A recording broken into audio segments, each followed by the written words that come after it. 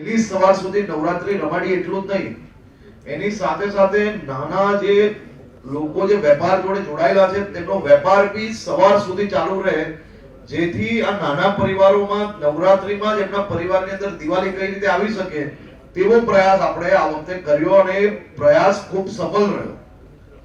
હવે આખી રાત નવરાત્રી તમને રમાડીએ, તેમાં આ બધી જ 1400 ભેગી થઈને હાઈકોર્ટમાં મારા વિરોધમાં પીઆઈએલ કરાવરાવી. તો મારે શું નવરાત્રી બંધ કરાવરાવી લેવી 12 વાગે? તમે જ મને કહો.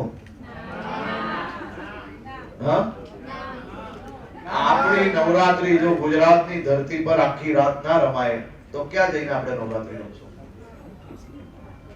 બોલો, કેવો મને ગરબા આખી રાત રમાડવા જોઈએ કે નહીં?